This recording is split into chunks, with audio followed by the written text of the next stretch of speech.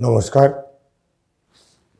আজ বহুদিন পর আবার নতুন এলাম কয়েকটা ওষুধের আলোচনা নিয়ে।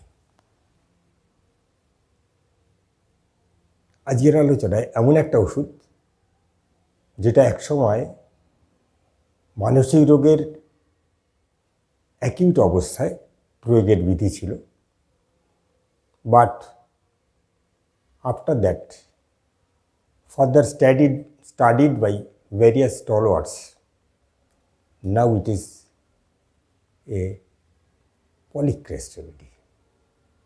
Everywhere it can be used with very prominent action. তেমনই একটা ওষুধ আজকে আমি আলোচনা করতে বসবো। আজকের ওষুধ হায়োসিয়ামাস। বলা হয় কোনো চেম্বারে যদি 10-12টা রোগীও থাকে তার মধ্যে একটা হায়োস পাওয়া যেতে পারে। হায়োসের শুরু করার আগে প্রথমেই বলি, এটা একটা সন্দেহের বশবর্তী হওয়া মানুষ, যাই সাসপিসিয়াস বা সন্দেহপ্রবণ, এটা ওর বেসিক লক্ষণ, বেসিক মানসিকতা। এই মানসিকতার মানুষগুলো বিভিন্নভাবে বিভিন্ন ক্ষেত্রে আমি ব্যবহারের সুযোগ পেয়েছি, করে দেখেছি। তাই আজকে শিশুদের নিয়ে একটা আলোচনা করব। হায়োস শিশুরা কিভাবে আমাদেরকে তাদের ওষুধ চিনিয়ে দিতে চেষ্টা করে এবং আমরা প্রয়োগ করে সুফল পাই। প্রথমত যারা একটু বড় বাচ্চা, 4 বছর, 5 বছর, 6 বছর, তারা একদম ছোটোবেলায় কি করে, বিভিন্ন ভ্যাকসিন দেয়। ভ্যাকসিনের সঙ্গে কী দেখেছে তারা? ইঞ্জেকশন দিয়ে দেখেছে। ডাক্তারখানা যায়, একটা করে ইঞ্জেকশন দেয় বা 2টো করে ইঞ্জেকশন দেয়, একাধিক ইঞ্জেকশন একদিনে হয় এবং বহু ক্ষেত্রেই এই বাচ্চাদের মধ্যে একটা ইঞ্জেকশন ভীতি দেখা দেয়। এই বাচ্চাদের মধ্যে যারা স্ট্রেমোনিয়াম, তারা ডাক্তারখানা আসার আগেই ওই ভয় মনের মধ্যে কাজ করে, ওই সন্দেহ, আবার ডাক্তারখানা গেলে আবার ইঞ্জেকশন দেবে না তো, আবার ইঞ্জেকশন না বলে দিয়ে দেবে না তো। বিভিন্ন কারণে এই সন্দেহ বা আশঙ্কা বা ভয়, এইগুলো নিয়ে আসা একটা প্রবণতা। ফলে সে হয়তো মার সাথে আসছে, দেখা গেল মার পিছন পিছন আসছে, এসে ওই আগে দরজা দিয়ে উকি মারল, দেখছে, পরিস্থিতিটা ভালো করে বোঝার চেষ্টা করছে এবং এসে মার পাশে বসে আছে, যেন একটু আড়াল করে। এটা এর প্রবণতা এবং এর ভাব কতক্ষণে বেরোবো এখান থেকে, এটা এর প্রবণতা। যার জন্য আমরা দেখব, যখন ডাক্তারবাবু ডাকলেন, এলো, মার কোলে বসবে, মার পাশেও একদম ক্লোজ বসবে, বসে কিছুই বলবে না। ওই আস্কিং নাথিং আছে না, মানসিকতা, সেই মানসিকতার মানুষ, কিছুই বলবে না, চুপ করে বসে আছে আর শুধু এদিক ওদিক খেয়াল করছে। ওই যে মনে সন্দেহ, দেবে না তো একটা ফুরিয়ে, আর বারবারই বলছে মাকে, বাড়ি চলো, বাড়ি চলো। ডাক্তারবাবু জিজ্ঞেস করছেন, তোর কী হয়েছে? বলতে না পারলেই ওর ভালো হয়, কখনো বললেও এক কথায়, হয়তো বলবে জ্বর, পেট ব্যথা, কাশি, ইত্যাদি ইত্যাদি। এবং সেই এই উত্তরগুলোও দেবে সে এক কথায়, মনোসিলেবেল, অ্যান্সার্স মনোসিলেবেল সেখানে আছে হায়োস। তো এইভাবে আর ওই সন্দেহ কতক্ষণ সে বেরোবে, কতক্ষণ চেম্বার থেকে বেরোবে। অথচ এ কিন্তু ইন্টেলিজেন্ট, কথাবার্তা গুছিয়ে বলে, সুন্দর করে, মানে যেন তাকে কেউ শিখিয়ে দিয়েছে। যার জন্য আমরা রুব্রিক ধরি, প্রিকসিটি চিলড্রেন ইন। সুন্দর গোছগাছ করে বলে। অনেক ক্ষেত্রেই আমরা দেখব বেশ অ্যাক্টিভ। আমরা একে বলতে পারি হাইপার অ্যাক্টিভের মধ্যেও অনেক সময় ফেলা যায়। অথচ এর মধ্যে অ্যাবিউসিভনেস আছে। মেন্টালি সে খুব রেগে গিয়ে উল্টোপাল্টা বলে ফেলার প্রবণতা আছে। আমরা যদি ছোটো বাচ্চা দেখি, একদম ছোট, 6 মাস 7 মাস, দেখা যায় বাচ্চারা হয়তো পেচ্ছাপ করেছে, তার মধ্যেই হাত পা দাপিয়ে খেলছে, এজ ইফ ওইটা ওর ভালো লাগছে। অনেক সে সময় হয়তো অন্য কজ নিয়ে এসছেন, একটু সর্দি লেগেছে, একটু কাশি হয়েছে, বা কিছু একটা সমস্যা নিয়ে এসছে, পেট ব্যথা করছে। মাকে জিজ্ঞেস করলে এর কোনো বিশেষত্ব আছে কি না, তখন মা অনেক সময় এই কথাটা বলে ফেলে যে ও পেচ্ছাপ করলে সেই জায়গায় বসে হাত পা দাপিয়ে ওগুলো ছিটিয়ে খেলে। Actually playing urine with single হাইসেমাস। আমি দেখেছি এইরকম একটা পেশেন্টকে, বাচ্চা 6 মাস বয়স, 6-7 মাস, একটা ডোজ 30 দেওয়ার পরে সে আর ওইটা করেনি। এটা স্টুলের ক্ষেত্রেও হতে পারে। স্টুল নিয়ে যারা খেলে, যে বাচ্চারা স্টুল নিয়ে এরকম খেলছে, রুব্রিক আছে প্লেস ফেসিস উইথ, সেখানেও সিঙ্গেল স্ট্যামোনিয়াম, সেখানে কাজ পেতে দেখেছি।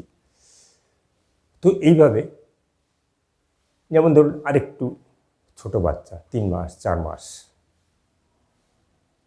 অনেক সময় এরকম দেখা যায় যে রাত্রিবেলায় হঠাৎ কেঁদে উঠল এবং কাঁদছে, জ্ঞান কেঁদেই যাচ্ছে।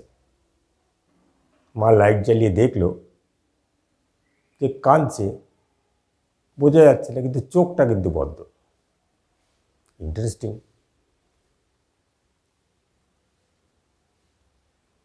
চোখ বন্ধ করছে। এটা যেমন পাওয়া যায়, তেমনি সিমিলারলি যখন 2.5 বছর 3 বছর বাচ্চা, হয়তো অর্ধেক রাত্রে মা দেখছে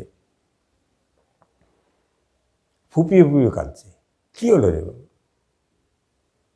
মা তখন স্বাভাবিকভাবেই আলো জ্বালিয়ে দেখছে, হ্যাঁ ফুপিয়ে ফুপিয়ে কাঁদছে, একটু ডাকলো, সাড়া দেয় না, দেখছে চোখ কিন্তু বন্ধ। এই যে পরিস্থিতি, কাঁদছে, সে ফুপিয়েই কাঁদুক আর এমনিই কাঁদুক, কন্টিনিউসলি কাঁদছে, কিন্তু এতে চোখ খুলছে না। এটা কিন্তু হাইসেমাসের স্পেসিফিক। এটা দেখলে আমরা হাইসেমাস দিতেই পারি। ওই যেমন ইউরিন স্টুল দিয়ে দেখা যায়, তেমনি এটাও একটা খুব ভালো লক্ষণ। আমরা হাইজের ক্ষেত্রে এটা প্রয়োগের প্রায় নিশ্চিত। আমরা দেখেছি এ তো ভীতু, একটু বড় বাচ্চা,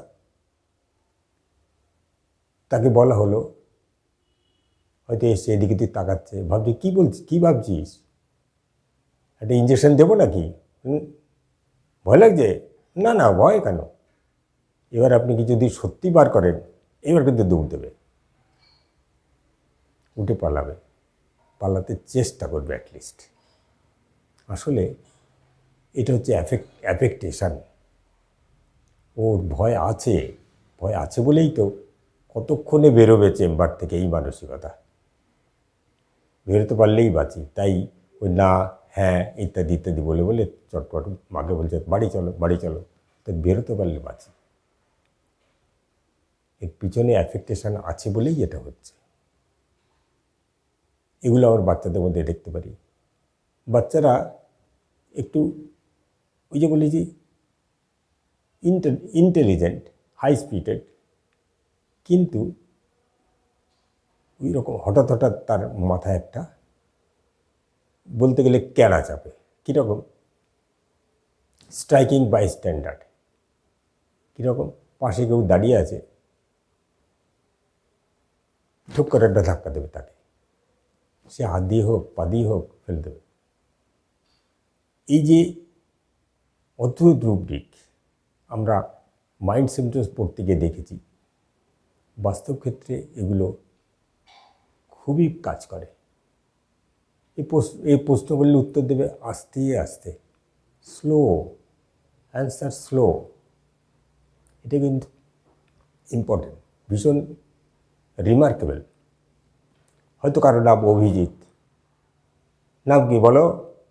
বলো অভিজিৎ। এই যে স্লোলি বলা, কি হয়েছে? ওই যে মনসের বেলে বলবে তো জ্বর। অর্থাৎ এই যে স্লো, স্পিচ স্লো, এটা একটা খুব ভালো লক্ষণ। হাইসেমাস, এইভাবে আমরা নানাভাবে হাইসেমাসকে দেখতে পারি। হাইসেমাস বাচ্চা, যেমন একটু বড় বাচ্চা, 6 বছর 7 বছর 8 বছর, এমনকি আরও বড় 10 বছর, এ কী করে? ইউরিনেটিং অ্যান্ড ডিফিকেটিং এভরিওয়্যার। তার মানে কি?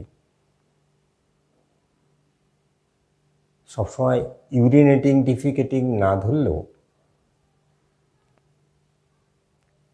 আমরা এইভাবে ধরতে পারি যে নোংরা করবে যে কোনো জায়গায়, ওর কোনো বাছবিচার নেই।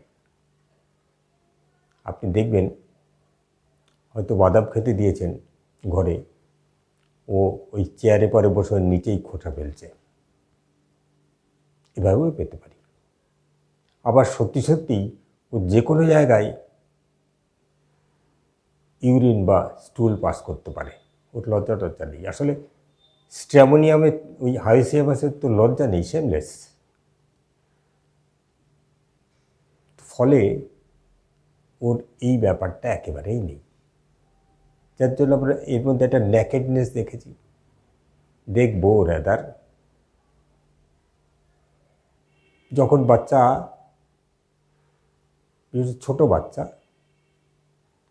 প্যান্ট পরতেই চায় না, মনে হয় ওর স্কিনে বোধহয় কোনোটাই ইরিটেশন হয়।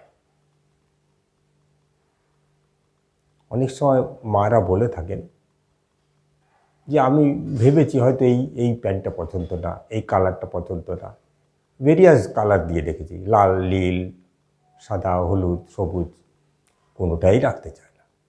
ওর গায়েই বোধহয় বিরক্তি লাগে, স্কিনে সুরসুর করে কি না বা ইরিটেশন হয় কি না জানি না। এই যে বাচ্চা প্যান্ট পরতে চায় না, জামা কাপড় পরতে চায় না, এটাও আইএসের একটা ভালো লক্ষণ। আমরা এগুলো দেখতে পারি। এইভাবে ছোট ছোট বিষয় আমরা নিয়ে যদি এগোতে চেষ্টা করি, বহু ক্ষেত্রে বাচ্চাদের ট্রিটমেন্টের ক্ষেত্রে আমাদের দৃষ্টি খুলে দিতে পারে এই ছোট ছোট বিষয়, এই ছোট ছোট অবজারভেশনগুলো।